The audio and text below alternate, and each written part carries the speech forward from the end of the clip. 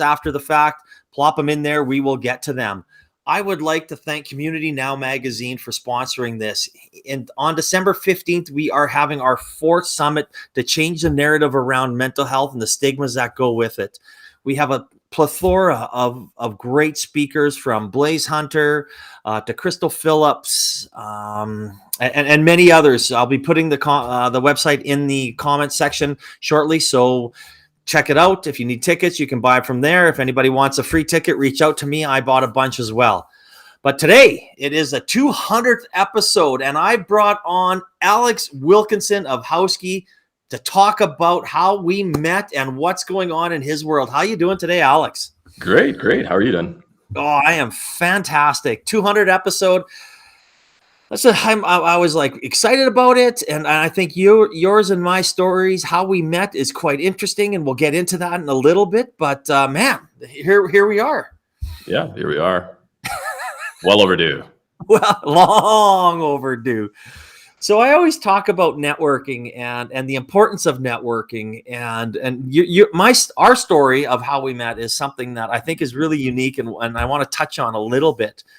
I put a comment in there about the startup TNT and the ecosystem and how we're raising money, and you commented back on it, and we got in a really good discussion, and which we ended up taking offline and having a Zoom call, and we listened to each other's points. And some may have called that an argument, but well, we can go there. Yeah, but it turned out all's well that ends well. So well, that's the thing. I mean, now you've been around. You're probably one of the most. You come out to almost all the events we see you at, and I can actually consider you a friend. So you look at that, a good hearty discussion turned into a friendship. So it is quite interesting how that turned out. Oh yeah, absolutely. Yeah, it's a forged ship, forged in fire. Also, yeah. That was a great conversation. I always appreciate conversations like that with that kind of candor, and I think they're very useful for the ecosystem and stuff like that. And I'm very glad that it led to a long and sustained friendship on both our parts. Oh, absolutely. I mean, it's so good. I'm so happy about that. So I'll give a brief introduction here, and then we'll get after it. So Alex is a serial entrepreneur who has been creating and building things for over 20 years. He's a lifelong learner, and as a result, he is a generalist at everything from videography to CNC machinery. And I know we'll get into a little bit about your background here, and you've had an interesting entrepreneurial journey. So why don't you talk a little bit about that, and then how that inspired you to start Houski? Right. So if we go way back, when and how I kind of got started in entrepreneurial stuff, when I was probably 12 to 14 range, like there's a video game called Half-Life 1 that came out. And there was a video game modifying community called Mods, and I enjoyed working on mod teams when I was that age, and that's kind of where becoming a generalist kind of came into play, because there's like 3D modeling, texturing, programming stuff you could do. You could do all that stuff. So you're kind of like, because you're creating a video game with a small team, and that actually mimics pretty well the environment that a startup is. Though at the time I didn't really know that, and I was doing that because I really enjoyed it, and I just really enjoyed creating in that kind of space. So later on, I've been an audio engineer after I graduated from university, U of L, in new media, whatever that means. I decided to become an audio engineer and record bands and stuff like that. And I started creating products for my own usage there as well. And so I was making very niche microphone clips. And then all of a sudden, I was making tutorials on YouTube of how to do some audio stuff. And people kept asking me like where to buy them. And that was kind of like where I kind of got the business sense of how startups work. Because, video game mods are free. This is something I've created something now that someone wants to pay for. And I started getting into that whole space of e-commerce and creating all these microphone clips and manufacturing them and sending them off to actual customers. And around that time, I was selling these microphone clips. They were about $20 a pop or whatever. And you're going like, well, if this ever becomes a large company, which it probably won't because it's a very niche product, maybe I should get into a space that's a little more lucrative than this if I'm going to dedicate, some serious time to building one of these companies. And around that time, my friend was in the mortgage space, and he just got into the mortgage space. He's like, hey, like they pay like $3,000 if you do a mortgage, and I was like, well, that's a lot more than $20. So I went to get my mortgage brokering license to take a look at this industry, because he also mentioned that like 70% of mortgage deals were still done at the time on pen and paper. And I was going like, well, that seems like an opportunity for some technology to be applied. So previously, when I first got my brokerage license or brokering license, I joined a brokerage which had another person who was also building some technology for the space, and that project was called, or that startup was called Finmo. And we built on the broker side a mortgage brokering platform that helped brokers and customers have an easier time getting a mortgage. And that sold to Rocket Mortgage last year. Just continuing on that, I come more from the the technical side of things, and I always thought that it'd be really cool to provide an alternative solution to Canadian home buyers that is on the side of total automation instead of, I think there should be an option if you don't want to talk to somebody and get a house. Like any other loan, there should be a way to do that, or most other loans. Like if you want to move some money around in Quest Trade, you don't have to talk to someone to do that. Yeah. So why is there no alternative where you can get a mortgage with, with automation versus, 4 in-person meetings and a whole bunch talking to 10 different people? So we're just trying to package that up now and wrap that up nicely to provide that option for Canadians. Well, and I think that's inspiring, right? You kind of figured wanted to become an entrepreneur, and it's not easy to become an entrepreneur. You had something, and you pivoted out of it because someone suggested, and you're technical enough where you were able to say, "Hey, I can do this. I can make it." I know your end goal is where coming soon to having Houski exactly where it is. So why don't you explain how the process works? So if someone's getting a mortgage from Houski, typically, or what we literally are, is a fully automated mortgage broker. So when you go get a mortgage from a mortgage broker, you provide a bunch of documentation and you fill out a bunch of applications and forms. They send it out to a bunch of different lenders, and the lenders come back with an approval, and you get your house with a lawyer at the end. So basically what we're doing is just automating all of that. So it's like you don't have to go and talk to anybody. If you just go on Houski and you apply for a new mortgage, it asks you for the required documentation for the type of mortgage you're doing. We save a lot of time because we actually don't have any fields to fill out, because we just parse it right off the documents. So the application is very short. And then you would select with which lender you'd like your mortgage to be placed, because you can review all the products available and suitable lenders for your mortgage, for the type of mortgage you're doing and what you qualify for. So it's a little bit more self-directed. Obviously, there's people in the background. If you want to call us, go ahead. But I'm building Houski for myself and other people like myself. It's like I just like efficiency. I like cool technology. I don't miss the days of calling someone to order pizza. I prefer Skip the Dishes or DoorDash. To me, like, yeah, it's a human interaction, but that's a very utilitarian human interaction. And I always wanted to see a more automated solution or more tech-based solution in the mortgage space. So you see, I mean, obviously you're quite aware of Bode, and I know you're working with them. We're not working with them. I mean, yeah. I was hanging out with Alan from Bode yesterday. We were drinking, so not much work was getting done. But I love Bode. I love what they're doing in the real estate space. Absolutely. They're excellent. I mean, they're disrupting an old. I mean, I don't. All my friends that might be listening and that are realtors, sorry, but a tired industry that is no different, kind of in the mortgage, the loan, and the application. So why now do you think it's such do you think people are going to accept it, and because of what you just said, you prefer Skip, you prefer that it doesn't really matter, I just need that number of what I'm approved for and I can go get my own house? That's what I think is a lot of people seem a little adverse to talk to mortgage brokers because they're afraid of wasting the broker's time. And I think it'd be nice to have a solution where you're not wasting anyone's time if you want to apply and see what you can afford. Like we encourage that. That's great. I think that's a positive behavior that should be doable. Why now? The market has been growing. It was growing even before COVID. The amount of online mortgage originations done in Canada, I think it was a rate of about 10% per year. And after COVID, I'm not sure what the number is now, but I'm sure the number of online platform mortgage originations is probably rocketing up as people are now more familiar with all online services of every age demographic, right? So we think there's definitely a growing market here. Our experience so far in creating Houski has been that it's a very positive response in terms of people doing the application. They're doing the things we weren't sure people would do. We weren't sure they would put their banking information into Houski, which we use a third-party provider called Flinks to pull banking information. And we were concerned that people wouldn't have that level of trust with an online platform with the big 6 banks in Canada and the history of them who's going to trust Houski with this kind of information? But it turns out that 70% of applicants so far have actually put their bank information in, have done every step.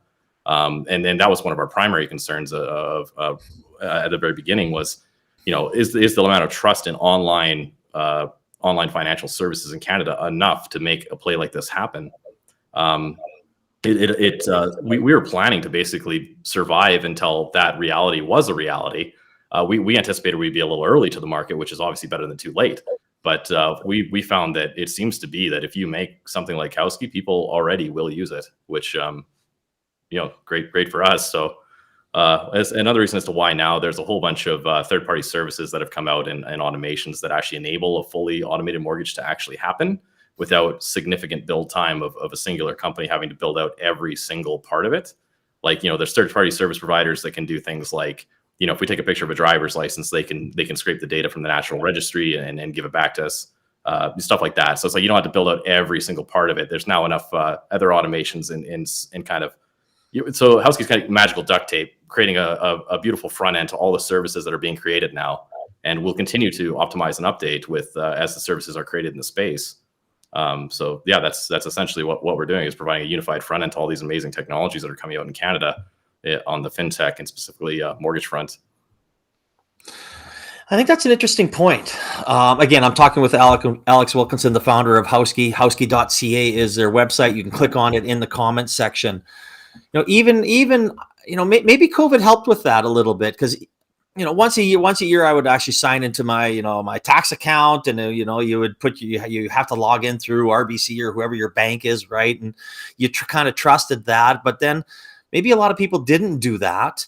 And now with they had to apply for CERB or CRB or the loans or businesses or personal, whatever it was, you actually had to go down that route of logging on through your bank. So maybe people became saying, oh, well, shit, if I can do it here, what's the difference of doing it for a mortgage? Mm-hmm. Absolutely. Like, we think it was probably occurring anyway, but COVID definitely is a catalyst to speed up how many people are comfortable with doing that online process versus the in branch type processes.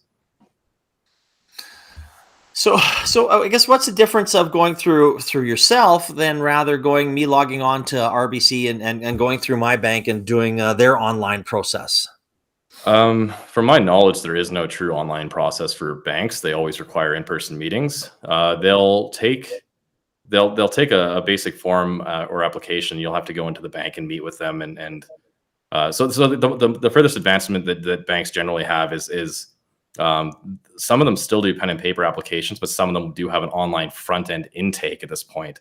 But beyond the intake of the application, the rest of the process is still generally manually done in bank or over the phone. So it's not as there actually isn't really, to my knowledge, and someone can correct me if I'm wrong, I don't think any bank has a totally online process to do a mortgage.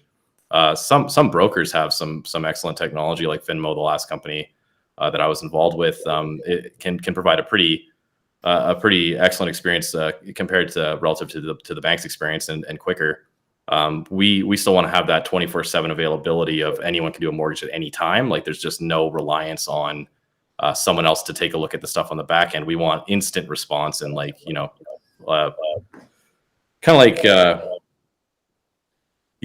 just want to provide the automated solution where it is everything's instantaneous to the degree possible and as quick as possible, and exactly what you're doing. And something I think that we offer that's unique is a consistency of experience, which is your experience can vary between banks, can vary between brokers. We want to create a consistent experience for every user, so so we can offer an optimized experience for everyone. Because if you talk to one broker versus another broker, like someone who's first deal and someone's done 1,000 deals, like that's a vastly different experience on your end. And one of the big advantages of automation then is simply providing that consistent experience that we think Canadians will love. I think it's a little, you can improve transparency and you can deliver just better experiences with automated processes. I think a lot of people don't believe that. I think a lot of people think that the best experience is in person, but that's a disagreement that I have. I think if you cater a specific experience, or you actually spend time building and considering experience and mocking it up into a product, you can actually deliver a better experience than a bespoke human on human experience. like a more efficient experience. And because a human might forget to tell you something or mention something or have human error involved in the process. But like for our process, it's like we run people through it and we ask them what they think of it. And it's like, what do you think at this moment? Like, what are the questions you want answered right now? And I think some of those processes are so good that they're hard to beat, even with an in-person exchange, which is totally bespoke, which is kind of like the gold standard. But I don't know if it is anymore. I think technology is getting pretty good and product designers are getting pretty good. And there's a case to be made for serious advantages of optimized, well-designed processes. I agree. I mean, we haven't had a mortgage for a while, so I can't even remember the process. But I'm sure it was just a renewal. You click in, you probably go to the bank. I hate going to the bank. I mean, I actually had to go to the bank here the other day, and it was a nightmare process for me. And maybe it's a little bit more COVID, but I ended up having a transfer from a cryptocurrency company, and then they put our account on hold. And I was like, come on, man. Yeah. Just because you don't support crypto you don't shut down my goddamn bank account. Yeah, they're a little behind the times there. I think Neo's really doing the Lord's work of trying of at least like they're having that Tesla effect of like they're putting the fear of God into the banks of like it's like we're gonna not freeze people's accounts when they do this, so you better not freeze people's accounts when they do this, right? So it's that their effectiveness is not in their own product offering exclusively. It's that they exist and they create that threat to the incumbents that's like we're going to provide better service, so now you're going to have to start providing better service. So I can't wait to be able to transfer crypto around and not have my account frozen. That sounds really nice. Like I don't know, I have never been a big fan of banks and their oligopoly or oligarchy or whatever you call it. Yeah. I can't wait for innovation across fintech in Canada in general. Like it's going to be awesome over the next decade. How much better access there is to modern banking infrastructure and like open banking going through, and Flink's pushing it through anyway, which I think is the coolest thing a startup can do. Flinks isn't waiting for the government to do open banking. They're just creating their own standards and specs and trying to get banks onto it. And I think that's a smart move. Like, that's going to be pretty interesting to see how that all turns out. No, absolutely. So now, I mean, you have an interesting take on fundraising and scaling, and how you're going to scale and how you're going to raise funds. And we won't get into the differences of US and Canada and what's good and bad, but why don't you share your experience of what you're doing to go out there and find the capital and find the investors that you want? Because a lot of people aren't as aggressive as you. And that's something that really impresses me about you, is the fact that you're like, let's go. I'm going to go find it. I'm going to get it. And I'm going to, contact everybody. So, share what you're doing, because I think it's a lesson that people can learn. My basic advice when fundraising, and I mean, we do have an advantage over, say, someone who doesn't have an MVP. Things investors look for is demonstrated ability that you can actually make the product you're saying you can make. So for us, it's kind of easy because we're going like, well, it's here, we have made it. So that makes it easier. So it's like if you're trying to fundraise without an MVP and you could possibly get one, that'll make it a lot easier. Another thing is like clarity of, I don't really like salesy sales. I'm not really a salesperson. But I find that what actually works when you're raising is not so much selling them, but making them understand quickly what your idea is and what the potential of it is. And that actually is more so on the side of clarity and clear articulation of the idea. So, a lot of people would sell something like Houski being like, it's reinventing the relationship that consumers have with homes and buying them. But that's a lot of, nonsense that doesn't really actually mean anything under those objectives or whatever. There's nothing really there. There's no actual information. But if you say it's literally an automatic mortgage broker, right? Like, if you set that foundation with a lot of nouns of what it actually is, the founders, or sorry, the investors will put together themselves why it's going to be such a big idea. So for us, it's like, when you're a fully automated mortgage process, there's a lot of advantages that come your way when you don't have to employ a lot of people. It's the same reason why Airbnb is worth so much more than Marriott. And the reason that Airbnb is worth more than Marriott, I think Marriott actually has maybe possibly even more bookings there, but that might be totally wrong. But I think they might. The reason is because Airbnb does not own 500 hotels that have to be fully staffed, right? So it's like there's an advantage in that sort of automation of not owning those assets. So for us, we don't have to have a massive underwriting center, and that has other benefits. It's like we can pay high referral fees. It costs us no money to do a mortgage, things like that. So really, you're explaining your idea, your vision, and why it's going to be big, and that tends to resonate with investors. Obviously, it has to be an idea that's potentially worth. If you understand the structure of VC funds, they require basically 1 out of 100 companies or so to become unicorns or very large. So if you're pitching an idea that could never be worth $1 billion, it's very, very hard to get a check anyway, because the structure of how VC funds work is they require that. So they're really looking for opportunities that result in that $1 billion market cap kind of valuation space. So Houski kind of fits all those bills. We've had a lot of luck in that area. The company is ours is even easier to pitch than some others, so we were a little lucky there. Like, people can understand how Houski would become very valuable. Airbnb would be a lot harder to pitch, right? It's a little more abstract, and you're creating a market. We're just arguing that we're going to have a big impact on a market that exists. So we create the product, we go around, we tell investors that we created it, we show them it, and they go, okay, well, this is cool, and I see how this is could be worth some money, so let's write a check here. And we've been very lucky in that regard to have convinced. We're still doing our $1 million seed round. I guess it'd be a pre-seed round in America, but $1 million seed round. So we have about half of that still remaining to fill. We've only been fundraising for like a month or so it's been a pretty quick process for us relatively. But yeah, like it's mostly about clarity of articulation, not just overselling things, and it's pretty. Yeah, I mean, maybe we just got lucky. Maybe my advice is all wrong, and we just talk to the right people at the right time. Who knows? But yeah. So. You never know, right? Yeah, you never know, right? Yeah, I'm always hesitant to give advice. It's tough to know. I don't think I mean, it's not advice, right? It's your experience. It's what you're going through. You're living it right now, right? You're making those calls. I'm hearing about places that you've gone to online and just filled out and had to answer a whole like 300 or so questions. And right, yeah. And then I'll talk to somebody else that an hour and a half later, and they're like, I don't even know where to start. I don't know what to do. Where do I go? So, and they're in pretty much the same boat as you. So I think it says a lot about your drive, what you're looking for, what what you need to succeed. So, I mean, getting out there and making those calls and putting yourself out there is very important. Yeah, no, it's also a numbers game. It's about, I think on average, and this is probably even in Silicon Valley, so you can imagine it could possibly be more competitive here. It's supposed to be 100 interviews per, or like you have to talk to 100 VCs or say angels for one check. So it's like it really is a numbers game where you just got to get in front of people, because you just have to. Like, there's no other way. Like, you can't just talk to 5 people and get 5 checks. It's just not realistic. Like, so it is a numbers game about reaching out, and I'll do cold emails all day. Like, they're not as good as a warm intro, no, but they're a heck of a lot better than no intro.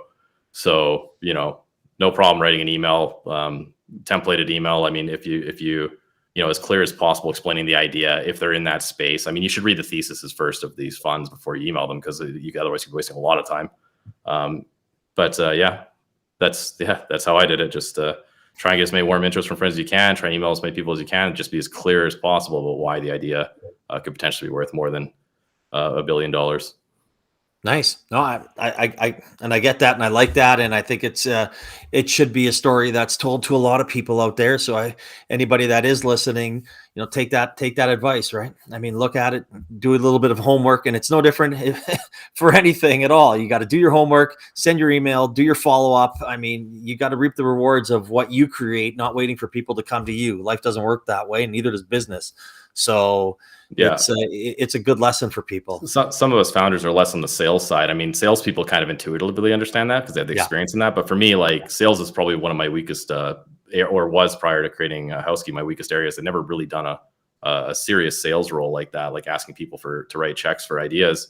So that it's quite an interesting skill, and it's actually very, very useful. And I think a lot of new founders who are on the tech side kind of undervalue. They do kind of a more like, if we build it, they will come kind of thing. And it's like, no, there's a lot of legwork you got to do to get a company off the ground. No matter how good your product is, there's still a pretty strong sales component these days. Like, with how noisy the market is, even if you have a remarkable product, like, you still got to pound pavement. Like, it's inevitable, in my opinion. No, I agree. Again, I'm talking with Alec Wilkinson, founder of Houski.ca. Click on their website in the comments section. So I guess we kind of gave a little bit of advice here, so you can't use that. So, but if you had one piece of advice for a startup or entrepreneur, what would that be?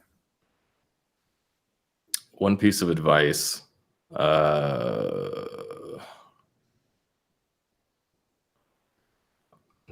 mean, a common one I see around here that I would think is probably a little dangerous is rapid pivoting.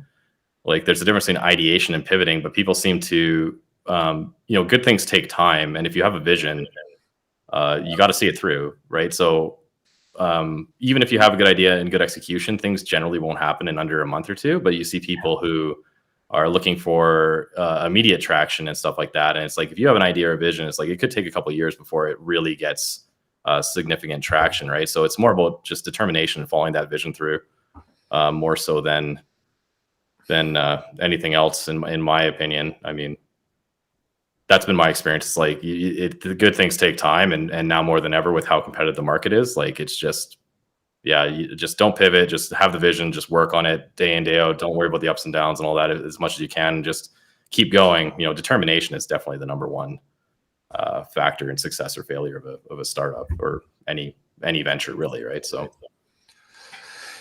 yeah, you're going to be taking some lumps along the road, so you better be determined. Oh yeah, exactly. Yeah, it's gonna be the hardest thing you've ever done, that's for sure. Like there is no doubt there. Indescribably, it is amazing because it's indescribably difficult. Because some people are getting into it, and you tell them that it's indescribably difficult, and then 2 months later they're like, I see what you mean. Like, and it's like almost like a war buddies thing, where it's like only the founders seem to recognize in other founders this weird bond of like, of going out on your own, sitting in front of a computer and being like, okay, computer, it's you and me. I got to make $1 billion now, right? Like it's a pretty interesting experience, and you're losing money, and you're it's like that saying where you're jumping off a cliff and building a plane on the way down. It's quite an interesting experience that I don't think many other areas of life offer, right? So it's quite a bond between founders to share that.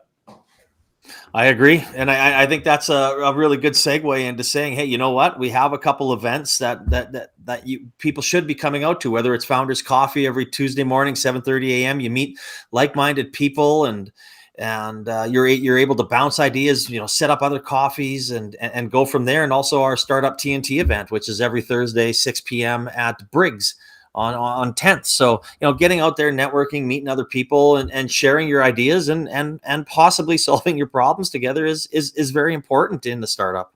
Yeah, it's extremely valuable. I agree. That's why I always attend those events. Is it's actually like not only psychologically good to be around other founders and people with similar experiences, but like the networking is extremely important. And like I'm saying, if you're learning that sales aspect, it's a great place to learn how to pitch your idea to someone. Like if you pitch it to another founder who's friendly with you and they don't understand what you do, like, that's great feedback and practice to an investor's not going to know what you do either, right? So it's definitely an amazing opportunity to go to both those events. That's why I go every week. No, absolutely.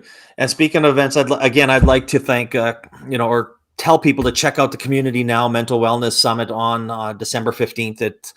The tickets are only like $20. You're gonna have a lot of great speakers there. You're not alone, and the journey of an entrepreneur or non-entrepreneur, it can be extremely stressful. So we want to make sure that you do come out. That first step is the hardest. There's a lot of people out there like myself and my wife and some other speakers that have taken that first step, and we're sharing our story to inspire others. So check it out. It's going to be a good place to come and just feel comfortable and meet some very good people that'll be there to help you.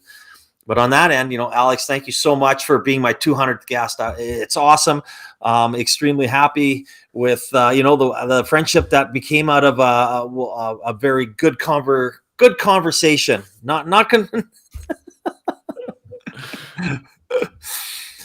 So again, I hope everybody enjoyed this. Again, check out houski.ca. Click on the comment section. Again, Alex, thank you very much. Thanks, and I hope you enjoy the rest of your day. And